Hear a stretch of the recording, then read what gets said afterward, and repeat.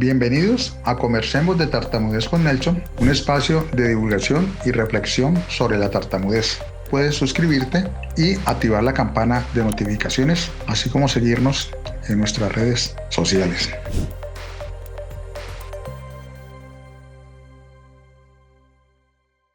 Entonces vamos a ver cuáles son estos criterios que nos menciona este manual, ¿vale? La persona debe tener un estado de ánimo deprimido la mayor parte del día, casi todos los días. Ojo aquí que, por ejemplo, en niños, en adolescentes y en adultos mayores puede que no estén como tal tristes, que no manifiesten como tal una tristeza, sino que a su vez estén irritables. Esto puede pasar en niños, adolescentes y en adultos mayores. Ahora, la persona debe tener una disminución importante del interés o el placer por todas o casi todas sus actividades. Es decir, una persona que hace un mes disfrutaba de salir a caminar, de hacer ejercicio, de jugar fútbol, de lo que sea, y en las últimas semanas esa persona ya no tiene interés por esas mismas actividades y ya no le generan placer cuando las hace, ¿vale? El otro punto es una pérdida importante de peso sin hacer dieta o, al contrario, un aumento de peso, una disminución o un aumento del apetito. Y aquí es muy importante porque generalmente a veces podemos pensar que una persona cuando está deprimida deja de comer y baja de peso, pero en realidad eso es lo más frecuente, pero también tenemos la otra parte, que una persona con depresión también puede estar aumentando de peso y con un aumento de apetito, así como puede estar bajando de peso con disminución del apetito, ¿vale? Y lo mismo ocurre con el insomnio y la hipersomnia, es decir, la persona puede tener dificultades para conciliar el sueño o, por el contrario, dormir mucho durante el día y durante la noche, y aquí es lo mismo. A veces podemos pensar que cuando una persona está muy triste, pues no puede dormir, pero también una persona puede estar muy triste y dormir mucho, ¿vale? Eso es muy importante desde el punto de vista clínico. Ahora, la persona se refiere con agitación o retraso psicomotor, es decir, físicamente se siente más lenta, ¿vale? También siente una disminución o una pérdida total de la energía para hacer sus actividades de la vida diaria.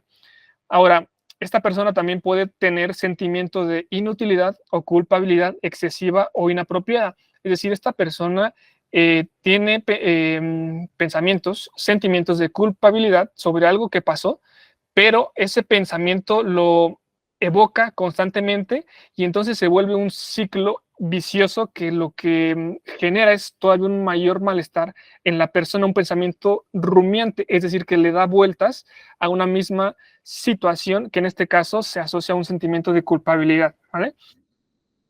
También las personas nos comentan que hay disminución de la capacidad para pensar o concentrarse o tomar decisiones. No solamente se sienten lentas físicamente, sino que es una persona con depresión se siente también mentalmente lenta y esto, por ende, le dificulta concentrarse y tomar decisiones, entre otras cosas. Otro de los criterios es pensamientos de muerte recurrente, ideas suicidas, intento de suicidio o un plan específico para llevarlo a cabo. Esto es súper importante porque esta parte de las ideas suicidas no solamente es un criterio diagnóstico para depresión, sino que si una persona está pensando cosas y diciendo, expresando cosas como estaría mejor si yo no estuviera aquí o cosas así, eso es potencialmente una urgencia psiquiátrica, es decir, hay pocas urgencias psiquiátricas, pero entre ellas está el intento suicida. Entonces, aquí quiero empezar a hacer conciencia sobre esto, porque estamos hablando de una situación que es lo mismo, es equivalente a una persona que llega a urgencias por un infarto, por un dolor en el pecho que se va a infartar. En una persona con intento suicida es una urgencia y debe tratarse como tal, de forma hospitalaria, ¿vale? Ahora, estos síntomas, para que se consideren, digamos, significativos, deben de afectar precisamente significativamente la calidad de vida de la persona y su funcionamiento en el área social, laboral, académica o en cualquier otra área. Y algo también muy importante, el episodio o los, digamos, estos síntomas, estos criterios que les acabo de comentar, no deben de atribuirse a otra enfermedad. Por ejemplo, el ejemplo más claro es el hipotiroidismo. ¿Qué es el hipotiroidismo? Es cuando una cuando la glándula tiroides de una persona está funcionando menos de lo que debería funcionar. Entonces, esta es una enfermedad endocrinológica, ¿no?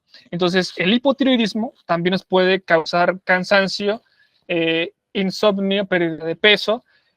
Entonces, lo que tenemos que hacer primero es descartar las otras enfermedades posibles y ya cuando descartemos eso, entonces ya podemos decir que esa persona está con depresión. Y es muy importante descartar primero las otras patologías porque esas otras enfermedades, si son la causa de la depresión, entonces al normalizar, al curar esas partes, pues se va a mejorar mucho los síntomas depresivos, ¿vale? Pero si no es así, entonces sí estamos hablando de un trastorno de depresión mayor según el DSM-5, que es el Manual Diagnóstico y Estadístico de los Trastornos Mentales. Entonces, cuando una persona está muy triste y que probablemente tenga depresión, tiene que ir con el médico, con el psiquiatra, con el psicólogo, y el médico lo que tiene que hacer primero es descartar las otras enfermedades y una vez que lo haya hecho, nos vamos, digamos, de lleno a la patología de la depresión, ¿vale? Entonces, en cuanto a la epidemiología, nos encontramos que según la OMS, el 5% de los adultos a nivel mundial tiene depresión, 4% entre los hombres y 6% entre las mujeres. Y esto, pues un 5%, si nos ponemos a pensar eso, ¿cuántas personas somos a nivel mundial? Y un 5%, la OMS nos comenta que esto se trata de aproximadamente 280 millones de personas con depresión en el mundo, ¿vale? Entonces, esto es muy importante y significativo. Entonces, vamos a iniciar a platicar sobre las causas de la depresión, es decir, qué es lo que causa o qué es lo que origina la depresión. En realidad es una pregunta un tanto compleja porque la depresión es multifactorial, es decir, hay muchos factores que se han visto que en conjunto generan o causan la depresión. Entonces nos encontramos con factores genéticos. Por ejemplo, aquí hay, bueno, más bien, los hijos de personas con depresión tienen un mayor riesgo y desarrollan con mucho mayor frecuencia depresión en comparación con los hijos de personas que no tienen depresión o algún otro trastorno del estado de ánimo. Entonces, esto llevó a investigaciones y se ha visto que si hay genes cuya presencia en las personas aumentan el riesgo de depresión, ¿vale? Ahora, también tenemos factores sociales, por ejemplo, eventos traumáticos como accidentes, violaciones, situaciones muy difíciles. Estas evidentemente van a aumentar el riesgo de que una persona, cualquier persona, tenga o desarrolle en el futuro un trastorno depresivo. Los factores psicológicos también son muy importantes porque, digamos, aquí depende de la personalidad, de los mecanismos de confrontación de las personas. Por ejemplo, cuando dos personas, digamos, tienen un accidente automovilístico, una persona puede recuperarse de eso, digamos, a la semana, mientras que la otra persona puede tener pensamientos negativos acerca del accidente durante muchos años o incluso durante toda su vida. Entonces, los factores psicológicos aquí se refieren a los mecanismos de confrontación, a los mecanismos de defensa y las herramientas que tenga cada persona para afrontar las situaciones y los eventos estresantes. Aquí también entran las personalidades. Por ejemplo, las personas con tendencias a la perfección tienden también a tener un mayor riesgo de depresión. Y otro factor, que es el cuarto, son los factores biológicos. Y aquí esto es muy importante, porque ¿a qué nos referimos con factores biológicos? A que la depresión tiene una causa biológica, médica, orgánica. Es decir, antes se creía que la depresión era como que una persona está triste y pues que le eche ganas y ya se la va a quitar, ¿no? O sea, no es algo puramente sentimental, es algo biológico literalmente.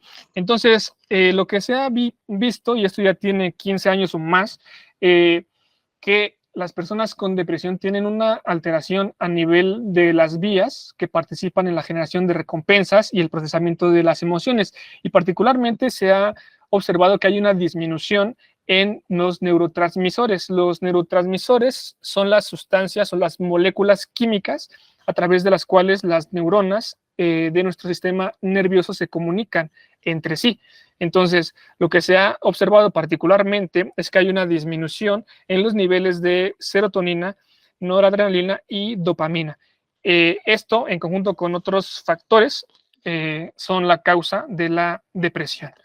Entonces, cuando analizo el estigma social que hay actualmente sobre la depresión, me doy cuenta que el Principito tenía mucha razón cuando dijo que las personas grandes aman las cifras. ¿Por qué? Porque a pesar de tanta evidencia científica, la gente sigue sin creer que la depresión es una patología como las otras, ¿no? Entonces, por ejemplo, el Principito comentaba, ¿no? Si yo tengo un nuevo amigo y se lo cuenta a una persona, esa persona no me va a preguntar cuál es el timbre de la voz de mi nuevo amigo, no me va a preguntar cuáles son sus cualidades ni sus convicciones. Lo que me va a preguntar esa persona es cuántos años tiene, cuántos hermanos tiene, cuánto gana. Y entonces, solo cuando le contesto estas últimas preguntas, esa persona cree que ya conoce a mi nuevo amigo. De igual forma, si le digo a una persona, oh, he visto una casa muy hermosa con ladrillos rojos, con geranios en las ventanas y palomas en el techo, probablemente no va a alcanzar a visualizar al 100% esta casa. Pero si yo le digo, oye, he visto una casa de $1,000,000, me va a decir, ah, qué hermosa casa, ¿vale? Entonces, si yo les digo el Principito, pues es un niño que vino de un planeta lejano, ¿no? Pues tal vez la mayoría me tome de a loco, pero si yo les digo que el Principito es una persona rubia que tiene tantos años y que vino del planeta B612, entonces ahí van a decir, ah, ok, me van a poner más atención, cuando en realidad es el mismo fenómeno, ¿vale? Solo que a las personas a veces les gusta o tienen la necesidad de una evidencia física. Entonces, lo mismo pasa con la depresión. Entonces, para las personas, para aquellas personas que les gusten las cifras, traje aquí algunos artículos con estudios imagenológicos acerca de los cambios que tiene una persona con depresión en comparación con una persona sin depresión a nivel del sistema nervioso central, ¿vale? Entonces, aquí, este artículo, que es del 2011, como ven, ya tiene muchos años, y este es uno de miles que pueden encontrar en la literatura científica que abordan la depresión como tal. Entonces, en esta imagen, lo que estamos viendo son imágenes de resonancia magnética de personas con depresión y de personas sin depresión. En cuanto a las personas con depresión, son las personas que están en la parte superior en los incisos A y B, y las personas sin depresión están en los incisos C y D. Entonces, lo que se hizo fue medir el nivel de actividad, digámoslo así, de las personas con depresión y las personas sin depresión. Entonces, las manchas azules que podemos ver aquí nos indican el grado de actividad en esa parte del cerebro, en esa persona. Entonces, como vemos, en las imágenes de arriba, las manchitas azules son menores que en las imágenes de abajo. Eso quiere decir que en las imágenes de arriba, que corresponden a las personas con depresión, hay una menor actividad en ciertos niveles del cerebro en comparación con personas que no tienen depresión. Entonces, eso lo digo así fácil, pero en realidad es bastante más complejo. Aquí lo que se utiliza fue técnicas de tensión de difusión. Es una tecnología que lo que mide es la anisotropía fraccional, que es, digamos, así como la actividad metabólica que tiene el cerebro a nivel de la sustancia blanca, y esto se vio que está disminuido en el lóbulo temporal, en el mesencéfalo y en el lóbulo frontal de las personas con depresión. ¿Sí? En este otro estudio que me encontré, aquí proponen y refuerzan la idea de que hay una estructura particularmente en el cerebro de las personas con depresión, que es el putamen, que está disminuido de tamaño, y esta estructura es muy importante porque participa en el procesamiento de los sistemas de recompensa y el procesamiento de las emociones. Entonces, esta estructura está más pequeña en las personas con depresión. Entonces, en esta tabla, en el eje horizontal, se nos muestra la edad de las personas, y en el eje vertical, el volumen de esta estructura del cerebro que les comento, ¿vale? Entonces, la línea azul representa a personas sin depresión y la línea roja representa a las personas con depresión. Entonces, en esta gráfica lo que vemos es que la línea azul está arriba de la línea roja. Esto quiere decir que el volumen de esta estructura cerebral que se llama putamen, que forma parte de los ganglios basales, es más grande en las personas sin depresión en comparación con las personas con depresión. Y en esta imagen, en este otro estudio, lo que se comparó fue a personas con depresión, pero aquí la diferencia fue que se comparó a personas con depresión con ideas suicidas y a personas con depresión con intento ya como tal de suicidio. Y vieron que incluso aquí hay una diferencia en la actividad a nivel del mesencéfalo y de los ganglios basales. Vieron que la actividad en las personas que han tenido como tal un intento de suicidio es diferente y es mayor a las personas que no han tenido un intento de suicidio pero que tienen depresión. Entonces, aquí les quiero hacer una pregunta. Esto es tanto para las personas que tienen depresión como para las personas que no tienen depresión. Entonces, con esto que les acabo de mostrar, ¿la depresión es real? ¿La depresión existe? ¿La depresión es una patología que hay que tomar en serio? La respuesta obviamente es que sí.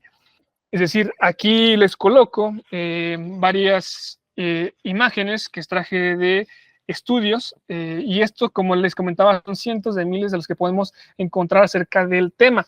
Entonces, para las personas que no tienen depresión, les quiero decir que la depresión es real, es un trastorno del estado de ánimo, es una enfermedad seria que no se va a quitar diciéndole a la persona que sufre de esto que ya no esté triste o que le eche ganas. Es decir, ¿creen que todos estos cambios metabólicos, bioquímicos, se van a quitar de la noche a la mañana diciéndole a la persona que no esté triste, que le eche ganas? Pues obviamente no. Y lo digo en el buen sentido. Yo sé que hay gente que trata de ayudarnos cuando estamos muy tristes o deprimidos, pero deben tener en cuenta que esto es una enfermedad real, ¿vale? Y para las personas que tienen depresión, les quiero decir también que el mensaje es algo similar. La depresión es real, o sea, lo que tienes es real, no lo subestimes ni lo minimices en comparación con otras enfermedades. A veces lo que hacemos es, bueno, yo, si me comparo con una persona con diabetes, con hipertensión, con cáncer, pues bueno, o sea, yo estoy físicamente bien, entonces tal vez estoy exagerando, tal vez, o sea, porque yo estoy bien y las otras personas están mal. Y no, así no es. Tú también estás mal, digamos así. Entonces tienes que reconocerlo y no menosprecies tus sentimientos y tienes que ir a una atención profesional, ¿vale? Entonces, aquí les dejo esta diapositiva, si quieren tomarle foto, lo que quieran, para que puedan buscar e informarse más acerca de la evidencia científica, acerca de lo que dicen de la depresión, que no es solamente estar triste, va mucho más allá, ¿vale? Entonces, pasando al tratamiento, tenemos dos grandes bloques. Tenemos el tratamiento psicológico y el tratamiento farmacológico. Dentro de estos bloques hay subtipos, muchos subtipos, pero bueno, para fines generales tenemos el tratamiento psicológico y farmacológico. El tratamiento psicológico hace referencia a terapias, particularmente la que más ha mostrado evidencia científica es la terapia cognitivo-conductual, que es una rama de la psicología. Es un tipo de terapia que lo que busca es cambiar la percepción que tiene una persona de sí misma, la percepción que tiene una persona de los demás y cómo una persona procesa o reacciona a las actitudes o a los comentarios de los demás, ¿vale? Entonces, esta terapia es muy recomendable, la terapia cognitivo-conductual, ¿vale? Y el tratamiento farmacológico que vamos a comentar un poco más adelante. Entonces, para iniciar con una mejoría personal y una mejoría en la salud, ¿qué es lo que yo creo que con lo que hay que empezar, ¿vale? Hay que empezar con valorarse a uno mismo, ¿no? De ahí también la primera pregunta que les hice al inicio de la presentación, ¿vale? ¿Cuáles son las cosas que más amas en la vida? Con el objetivo de que te des cuenta que tal vez si no estás en tu lista de las cosas que más quieres en la vida, pues tienes que estarlo. O sea, hay cosas por trabajar y sí se puede hacer. Entonces, para esto les voy a poner un ejemplo, ¿vale? Digamos que yo tengo aquí un billete de 500 pesos mexicanos, ¿vale? Entonces, este billete, ¿cuánto vale? Vale 500 pesos mexicanos, ¿vale? Ok. Entonces, ahora lo que yo voy a hacer es que voy a doblar este billete a la mitad, lo voy a doblar a la mitad. Y bueno, aquí está este billete. Ahora, ¿cuánto vale ahora que está doblado a la mitad? Vale 500 pesos mexicanos, ¿vale? Ahora lo voy a doblar otra vez y otra vez. Y está doblado, lo voy a doblar bien. Y ahora aquí tengo este billete, ¿no? Ahora, ¿cuánto vale este billete doblado en muchas partes? Vale 500 pesos. Sigue valiendo lo mismo. Ok. Ahora no lo voy a doblar simétricamente, lo voy a hacer bolita. Voy a hacer bola y digo, bueno, está aquí. Ahora, ¿cuánto vale este billete que está hecho bolita aquí? Pues 500 pesos, ¿vale? Y ahora, si lo doblo más, si lo doblo, lo doblo, lo doblo y lo insulto, le digo que no sirve para nada, que es un débil, es un blando, me pregunto, ¿cuánto vale este billete? Pues sigue valiendo 500 pesos, sigue valiendo lo mismo, ¿vale? Entonces, ¿por qué si el dinero, que es un constructo material de la sociedad, no cambia de valor con respecto a lo que le hagamos o pensemos sobre él? Entonces, menos una persona va a tener que infravalorarse de acuerdo a lo que piensen o digan los demás. Es decir, ustedes, tú eres oro, o sea, ni siquiera un billete de lo que sea, o sea, no, tú eres oro puro y más allá. Entonces tienes que entender eso, tienes que valorarte y saber quién eres, saber lo valioso que eres. Por las demás personas probablemente no lo van a ver, pero si no lo ven, no importa. O sea, lo único que importa es que tú sepas lo que vales y vales mucho. ¿Sí? Entonces, eso es lo primero que hay que empezar a trabajar. No es fácil, pero si no se los digo yo, ¿quién se los va a decir? ¿Vale? Entonces, primero hay que tratar y trabajar en quererse a uno mismo, a trabajar nuestra estructura de pensamiento y nuestra mente. Y posteriormente podemos también pensar ya en un tratamiento farmacológico. Pero esto también tiene mucho estigma. Es decir, la gente, me encuentro con muchas personas que tienen miedo o que no quieren iniciar un tratamiento farmacológico porque a lo mejor les da miedo y algunos literalmente que sienten que si toman el medicamento es como si ellos no hubieran podido solos con los sentimientos de tristeza o con ansiedad, ¿vale? Entonces yo creo que esto viene arraigado de creencias que no están, que están equivocadas. Entonces voy a ilustrarles desde mi punto de vista, mi perspectiva, cómo funciona el tratamiento farmacológico en la depresión, ¿vale? Vamos a poner un ejemplo.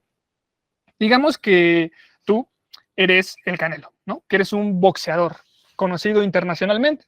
Entonces tú, siendo el Canelo, pues tienes una lucha todos los días con tus pensamientos, tus sentimientos, con las emociones, como cualquier persona. Entonces, una persona sin depresión, sin un trastorno del estado de ánimo, ¿qué puede hacer? Pues va a poder esquivar estos golpes, va a poder defenderse, incluso va a poder golpear cuando ella quiera. Entonces, es una pelea justa, digámoslo así, y esta persona se puede defender, ¿vale? Pero, ¿qué pasa si ahora tú, Canelo, tienes depresión? Y ahora entonces el ejemplo es que tienes que pelear encadenado. Entonces, ¿cómo te vas a defender tú en el ring contra tu oponente estando encadenado? Imagínate que estés encadenado y que así tengas que esquivar los golpes de tu contrincante y que así tengas que tratar de lanzar golpes contra tu contrincante. Pues es una pelea injusta, es decir, está desigual y muy probablemente vas a perder esa batalla. Es muy difícil lograrlo si estás encadenado. Entonces tienes altas posibilidades de fracasar, de fallar y de que te ganen la batalla. Entonces, ¿qué es lo que hace el tratamiento farmacológico tomando en cuenta este ejemplo? Lo que hace el tratamiento es quitarle las cadenas al Canelo. El tratamiento no va a ser más fuerte al Canelo, no le va a dar superpoderes, no le va a dar más sueño, no lo va a hacer loco ni nada. Lo que hace el tratamiento simplemente es igualar las condiciones, normalizarlo. Entonces, una vez que le quitamos las cadenas al Canelo, va a depender de él el desempeño que tenga en la batalla. Entonces, con el tratamiento farmacológico, lo que hacemos es quitar las cadenas al Canelo y posteriormente va a depender del entrenamiento del boxeador, de su potencia muscular, de su rapidez. Todo esto va a depender de cómo se desempeñe o el resultado de la batalla, ¿vale? Entonces, en cuanto a la depresión, con el medicamento, cuando es necesario, tratamos de quitarle las cadenas a las personas. Y ya depende de las herramientas psicológicas que desarrolla a través de la terapia psicológica, el resultado posterior de la batalla, ¿vale? Y haciéndolo de forma adecuada, claro que sí se puede, claro que se puede vencer, claro que se puede ser ganador de esta batalla contra nuestros pensamientos, nuestras emociones, nuestros sentimientos, ¿vale? Siempre y cuando sea algo justo, y es lo que quiero que entiendan. Es lo único que hace el tratamiento farmacológico, y por eso mismo también es erróneo que crean que con un medicamento ya se va a solucionar todo. En realidad no. Es las dos cosas, tanto los fármacos como la psicología, ¿vale? Es tanto quitar las cadenas como entrenar y hacer ejercicio para poder desenvolvernos bien en la batalla, ¿vale? Entonces, voy a poner también otro ejemplo. Digamos que una persona con diabetes, ¿no? Cuando llegan a nosotros, uno como médico, si la diabetes está en sus inicios, si es leve, podemos recomendarle únicamente medidas de cambios en el estilo de su vida. Por ejemplo, que mejore su alimentación, que haga más ejercicio. Probablemente, cuando es leve, con esto sea suficiente para controlar sus niveles de glucosa. Pero cuando esa persona llega ya con una glucosa muy alta, descontrolada, es necesario que iniciemos un medicamento, un tratamiento farmacológico, metformina, insulina, dapaglifosina, lo que sea. Entonces, esta persona, por tener diabetes, no quiere decir que sea más débil, más blanda, o que sea inferior. Simplemente nadie pide las enfermedades, simplemente es que lo cierto es que hay que tratarlas. Porque, por ejemplo, si no tratamos a esta persona con diabetes descontrolada, con el tiempo va a desarrollar potencialmente complicaciones que pueden ser mortales. Va a desarrollar retinopatía diabética, nefropatía, pie diabético, y puede llegar a un desenlace fatal por un evento cardiovascular y morir, ¿no? Ahora pongo otro ejemplo, la hipertensión arterial.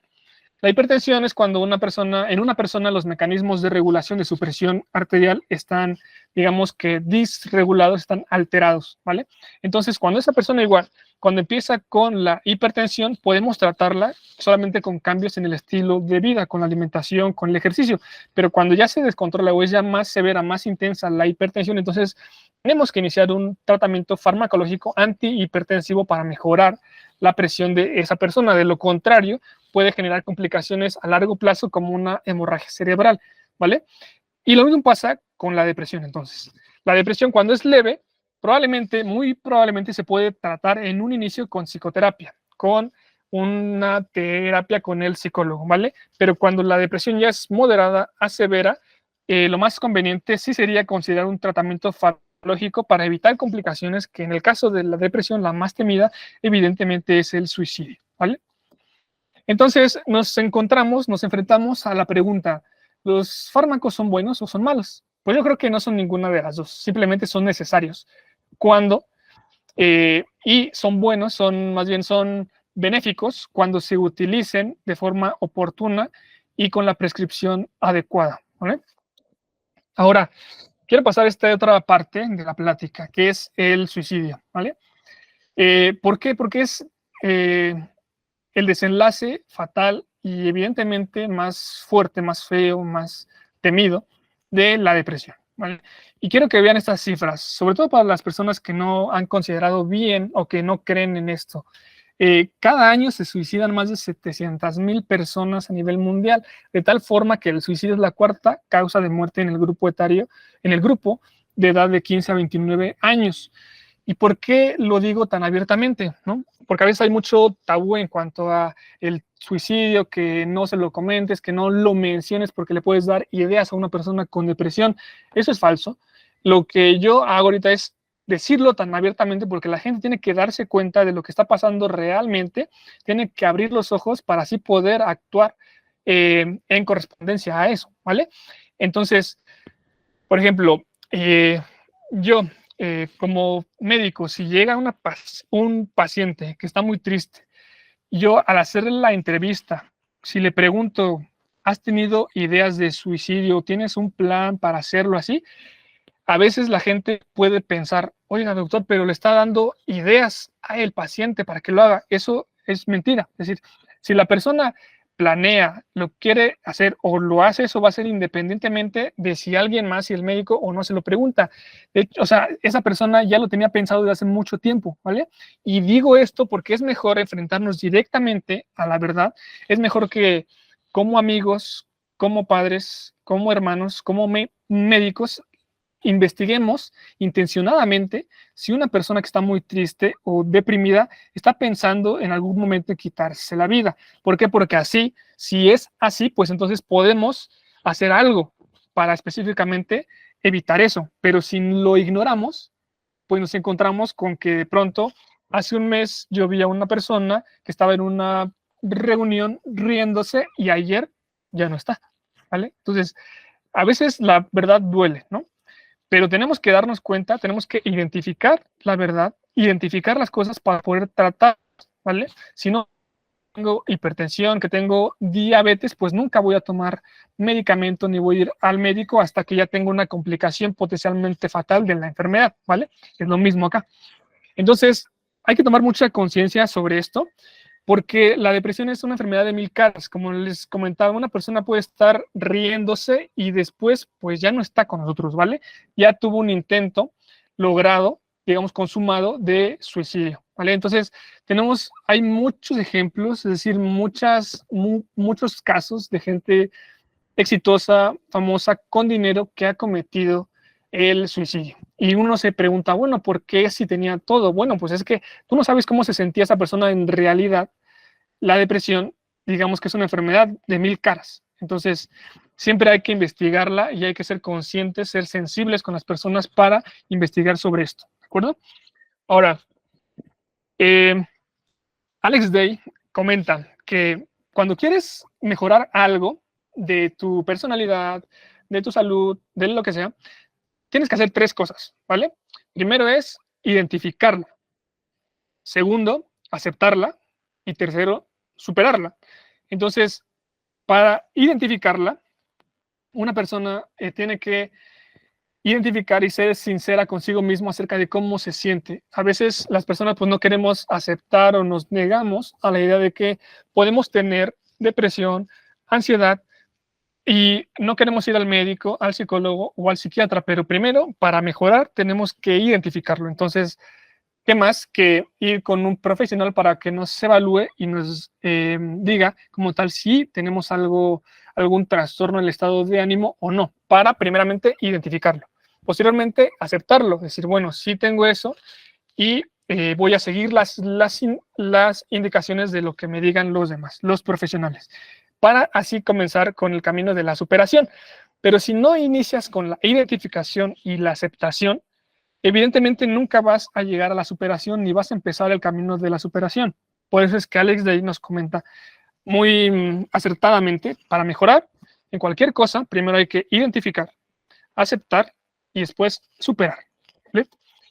Entonces, en relación a esto, Raymond Samso nos comenta, identifica tu objetivo y paga el precio. Es decir, una vez que inicies ya el camino de la superación, identifica lo que quieres y ve cuánto te va a costar eso y tienes que pagar el precio para eso. Y no me refiero a algo económico, sino me refiero al esfuerzo, a la actitud, a la voluntad.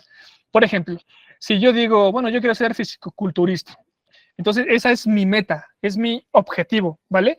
Entonces, ¿qué necesito para eso? Bueno, necesito horas de entrenamiento diario, necesito un coach profesional, necesito dormir tantas horas, necesito comer tantos kilocalorías, necesito todo esto. Y esto lo tengo que hacer todos los días por 8 años, 10 años, ¿vale?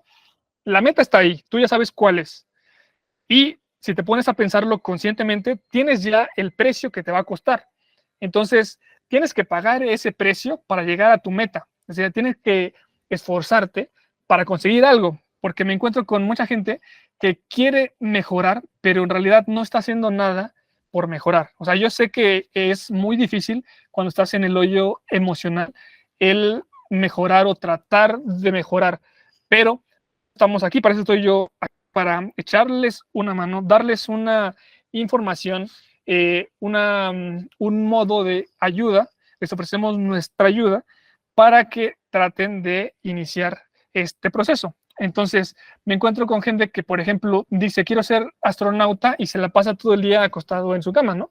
Quiero ser fisiculturista y estoy acostado en mi cama, ¿no? Entonces, no vas a lograr evidentemente nada si te mantienes ahí, necesitas de acción, ¿vale? Y lo que te pido no es que inicies una carrera y que vayas a 100 kilómetros por hora. Lo que te pido es que aunque te estés arrastrando, inicies tu carrera y poco a poco vas a ir agarrando paso. Pero tienes que identificar tu meta y tienes que hacer algo para mejorar. De lo contrario, vas a estar toda tu vida en el mismo lugar, ¿de acuerdo? Entonces, no hay sueños imposibles, solo hay soñadores impacientes. Evidentemente, no voy a volver fisicoculturista en una semana o en un mes, ¿no? Ni en un año, posiblemente. Entonces, tienes que establecer metas que sean razonables, pero tienes que tener en mente que no vas a llegar a la meta si no empiezas. Sin compromiso y sin persistencia, va a ser muy difícil que logres algo. Entonces, yo sé que es complejo, que es difícil, he estado ahí, pero tienen que mantener su mente positiva, fuerte, para intentar entrar a la carrera, aunque estés arrastrándote, pero entrar y poco a poco vas a ir tomando tu paso. Ahora, como lo comenté en el inicio de la plática, pues soy una persona con la condición de la tartamudez, soy pues una persona que me he superado y que me supero todos los días, y que lo que queremos hacer en Latinoamérica con estas charlas es también concientizar y hacer sensibles a las personas acerca de este tema para que se informen y también para que si conocen a alguien sepa dónde acudir, que pueda contactarnos o al menos que sepa que no está solo, ¿vale? Que se puede mejorar. Y que no está solo, ¿de acuerdo? Ahora, para finalizar la plática, voy a citar a Daniel Javif. Sin acción, de nada servirá que escuches la plática 1000 veces, ¿no? De nada servirá que escuches los consejos buenos 1000 veces. Tienes que empezar a actuar. Si no puedes por ti mismo, pide ayuda. Generalmente sí hay gente que está con nosotros, que está dispuesta a colaborar para ayudarnos, pero hay veces que tenemos también que dejarnos ayudar nosotros mismos, ¿vale? Ahora, se van a encontrar con gente que es teórica, es decir, que está en un escritorio y desde ahí genera juicios, que no tiene experiencia, pero aún así está generando juicios sin fundamento, ¿vale? Estas son las mayorías de las personas, las teóricas. Pero también están los practicantes, que son las personas a las que deben de hacerles caso. Son personas que enseñan a través del ejemplo, ¿vale? Que han vivido eso, que saben cómo enfrentarlo y que lo comparten con los demás, pero ellos han vivido eso, son practicantes, ¿vale? Y yo precisamente estoy aquí, eso porque yo soy un practicante, soy un experto en caídas, pero sobre todo soy un experto en levantarme. Es un proceso difícil del que he salido cada vez más fuerte. Ahora, depende de cómo lo abordes, la repetición te hace un necio o un sabio. Intentar no es de tontos, intentar es de valientes. Y para aquellos que estén por tirar la toalla, para aquellos que estén esperando el golpe final, debo decirles que necesitan intentarlo, volver a intentarlo aunque crean que no servirá de nada. ¿Vale? Saquen el mayor provecho, tanto provecho como puedan, a las caídas y asimilen todo lo que éstas les enseñan. No obstante, nunca te permitas derrumbarte. Muchas gracias.